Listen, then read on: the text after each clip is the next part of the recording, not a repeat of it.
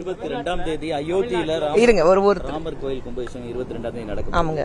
நீங்க பங்கேற்க போறீங்க? இல்ல, நான் பங்கு எடுக்கல. ஏன்னா நிறைய வேலை எனக்கு இங்க இருக்கு. சோ நான் பங்கு எடுக்கிறதுக்காக ராமர் கோயிலுக்கு போகல. ஆனா உண்மையிலேயே நம்ம நாட்டுல பல ஆண்டுகளாக ஒரு கிட்டத்தட்ட 500 வருடங்களாக காத்துட்டு இருக்கோம் ராமர் மறுபடியும் வர மாட்டாரனா. இன்னைக்கு பிரதமர் மோடி அவர்களுடைய ஆட்சியில இன்னைக்கு ராமர் மறுபடியும் ஒரு இடத்துல நம்ம பார்க்க போறோம். சோ ரொம்ப பெருமையா இருக்கு, ரொம்ப சந்தோஷமா இருக்கு.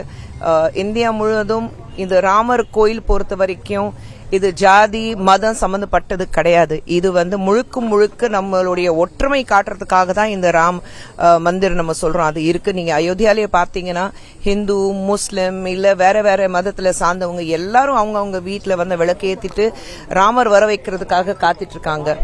இந்தியா முழுவதும் மட்டுமல்ல, உலகத்திலேயே நீங்க ஒவ்வொரு இடத்துல இந்தியர்கள் எங்க வாழ்றாங்களோ அவங்க இதை கொண்டாடிட்டு இருக்காங்க. இது மிகப்பெரிய விஷயம் அவங்க பாத்துட்டு இருக்காங்க.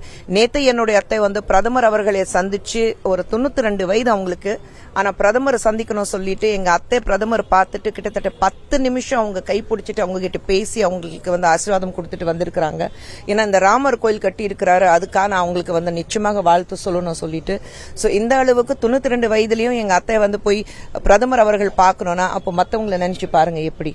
சோ ஒரு உண்மையான ஒரு தாய்மார்கள் மட்டுமில்ல, பெரியவர்களுடைய ஆசீர்வாதத்தோட தான் இன்னைக்கு பிரதமர் மோடி அவர்கள் இருக்கிறாரு. சோ இந்த ராமர் கோயில் பொறுத்த வரைக்கும் என்ன பொறுத்த வரைக்கும் இது நம்ம நாட்டுடைய ஒற்றுமை, நம்ம நாட்டுடைய செக்குலரிசம் காட்டுறதுக்காக ஒரு விஷயம் நான் பாக்குறேன். எங்க தமிழ்நாட்டுல பெண்களுக்கு பாதுகாப்பு ரூலிங் கட்சி இருக்கு உங்களுக்கு, திமுக எம்எல்ஏ அவங்க வீட்டிலேயே ஒரு சிறுமிக்கு இந்த அளவுக்கு கொடுமை நடந்திருக்கு. அவ வெளியே தனக்கு விழுந்த அடி பர்ன் மார்க்ஸ் எல்லாமே காமிச்சிருக்கா. அவங்க யார் நீங்க ஆட்சியில இருக்கீங்களோ அவங்க வீட்லயே பெண்களுக்கு பாதுகாப்பு இல்லைன்னா அப்புறம் நம்ம சமுதாயத்துல நம்ம நாட்டுல நம்ம தமிழகத்துல எங்கிருந்து பெண்களுக்கு பாதுகாப்பா இருக்கும்? சர்வே எடுத்து பாருங்க, உங்களுக்கு சர்வேலயே தெரியும். விழுப்புரத்துல நீங்க பாத்தீங்கன்னா 2 பெண்கள் 2 குழந்தைங்க 10வது கிளாஸ்ல படிக்கிற பெண்களுக்கு ஒரு ஸ்கூலோட ஆசிரியரே தவறான முறையில நடந்திருக்காங்க. எஃப்ஐஆர் ஃபைல் பண்ணல, ஒன்னும் பண்ணல. அவங்க எனக்கு போன் பண்ணி என்கிட்ட பேசியிருக்காங்க. நான் அதுக்கு என்ன நடவடிக்கை எடுக்க முடியும்னா அது பாத்திருக்கேன், நான் பேசியிருக்கேன்.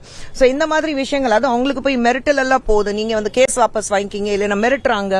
அப்படியெல்லாம் இருக்கும்போது பேரம் பேசிட்டு இருக்காங்க. அப்படியெல்லாம் இருக்கும்போது திமுகவுக்கு மட்டுமல்ல, இங்க இருக்கிற அத்தனை பேருக்கு தெரியும் திமுக ஆட்சியில நிச்சயமாக பெண்களுக்கு எந்த பாதுகாப்பும் கிடையாது. இது நம்மளுடைய மாண்புமிகு முதலமைச்சர் ஸ்டாலின் அவர்களுக்கு தெரியும். கருணாநிதி அவருடைய பிரச்சனை நீங்க பாத்துட்டீங்க. இது எல்லாமே இருக்கும்போது அவர் எந்த வகையிலே ஒரு ஆக்ஷன் எடுக்க போறாரு? அவங்க கட்சியில இருக்கிற வீட்லயே, உங்களுடைய எம்எல்ஏ வீட்லயே ஒரு பெண்ணுக்கு இந்த மாதிரி ஒரு கொடுமை நடந்திருக்கு. முதலமைச்சர் ஒரு வார்த்தை பேசியிருக்கிறாரா? இல்ல ஒரு ஆறுதல் தெரிவிச்சாரா?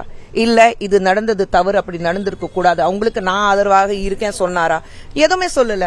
நடக்குதா நடக்கட்டும், போலீஸ் நம்ம கையில தானே இருக்கு, நம்ம என்ன வேணாலும் பண்ணிக்கலாம், அப்படிதான் பாத்துட்டு இருக்காங்க. தர இது வரைக்கும் நீங்க முதலமைச்சர் அவர்கள் வெளியே பெண்களுக்கு சப்போர்ட்டாக பேசினது நான் இது வரைக்கும் நான் பார்த்தது.